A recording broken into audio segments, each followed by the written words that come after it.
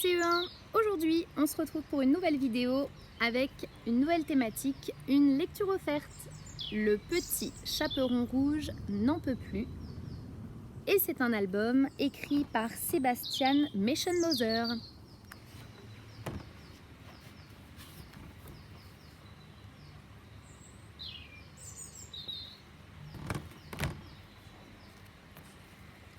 Un matin, le loup affamé se réveilla.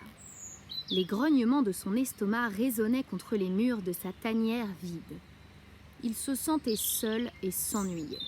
« Quand tu es triste, disait sa grand-mère, mange un clown. Ça met de bonne humeur. Et sinon, dévore un enfant.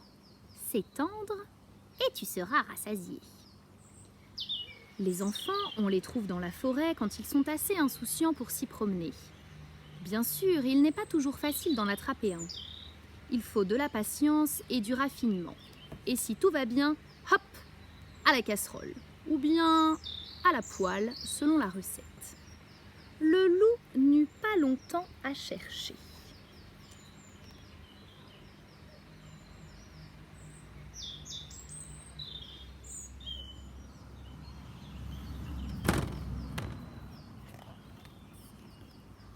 Cette petite fille au chaperon rouge avait l'air particulièrement douce et insouciante.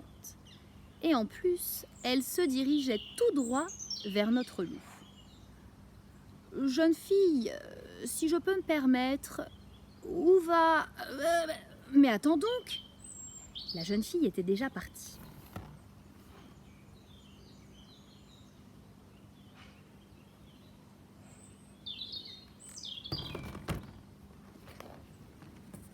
« Où vas-tu » s'écria le loup déjà hors d'haleine. « Chez ma grand-mère, » dit le petit chaperon rouge. « C'est son anniversaire aujourd'hui. Elle vit au milieu de la forêt. Elle n'a plus toute sa tête. 1 heure pour y aller, puis il faut regarder ses albums de photos, puis discuter avec elle. 1 heure pour revenir, et voilà. Le dimanche est déjà fini. »« Mais, très cher enfant, dit le loup haletant. » C'était l'occasion de lier conversation avec la jeune fille. Et ensuite, hop, la tanière, la casserole, et voilà. Si c'est son anniversaire, demoiselle, quel cadeau as-tu donc pour elle dans ton panier ?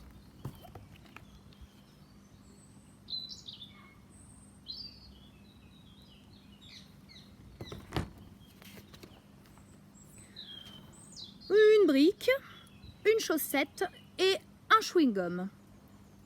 Une brique abîmée, une chaussette qui pue et un chewing-gum usagé. Mais ce ne sont pas des cadeaux pour une vieille dame. Quelle petite fille es-tu donc ?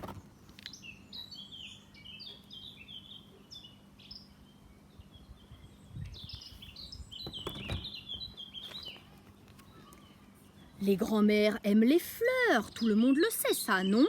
Cria le loup en s'enfonçant dans la forêt pour y cueillir un beau bouquet de fleurs sauvages. Et puis, il faut lui préparer un gâteau. Un anniversaire sans gâteau d'anniversaire, ce n'est pas vraiment un anniversaire.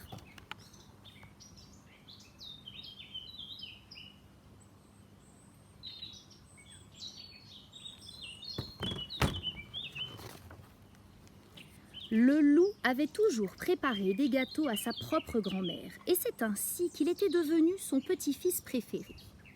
Maintenant, il manque juste une bonne bouteille de vin, dit le loup, quand le gâteau fut enfin prêt.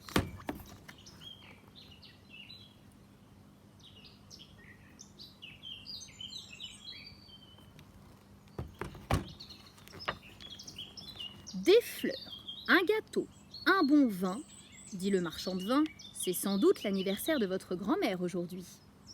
Tout le monde souhaiterait avoir un petit-fils comme vous.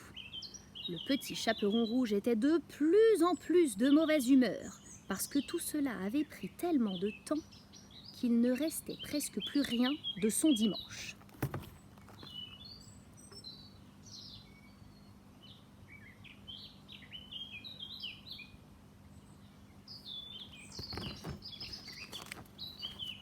Ce fut bien sûr une grande joie pour la grand-mère. Des fleurs, du vin et un gâteau. Et en plus, un homme, certes couvert de poils, comme invité surprise.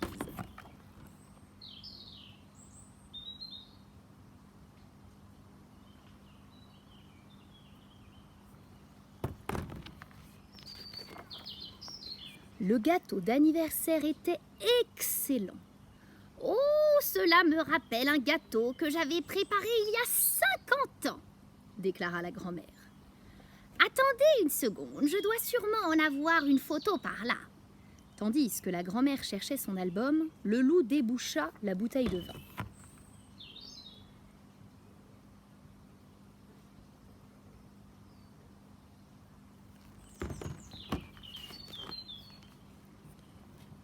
Chez lui, le loup avait une seule photo. La grand-mère en avait des centaines. Elle n'avait ainsi jamais le temps de s'ennuyer. Après avoir regardé tous les albums, l'un après l'autre, la bouteille de vin était bien moins pleine et le loup et la grand-mère étaient déjà très détendus.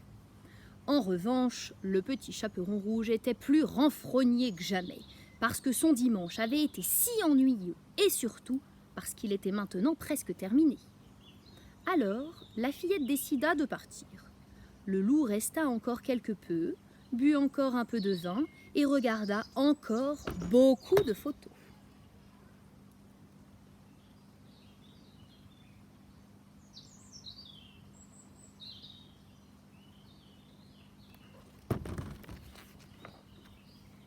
Comme il se faisait tard, la grand-mère invita le loup à passer la nuit chez elle.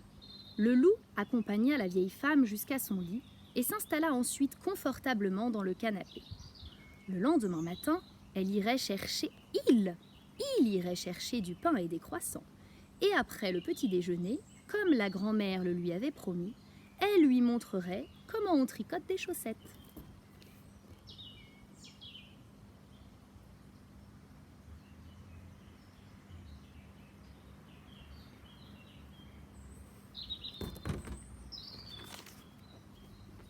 C'était bien plus confortable chez la grand-mère que dans sa tanière. Il y avait des albums de photos de tous les côtés. Et à la cave, la grand-mère avait encore quelques bonnes bouteilles de vin. Le loup n'hésita pas une seconde lorsque la grand-mère lui demanda s'il voulait emménager chez elle. Désormais, tous les jours, ils préparent un délicieux gâteau et en font une superbe photo. Depuis, plus jamais le loup ne se réveilla avec un grognement dans l'estomac. La petite fille, elle, a emménagé dans la tanière du loup et est devenue un redoutable bandit. Sauf le dimanche, car elle ne travaille pas le dimanche. Mais ceci est une autre histoire.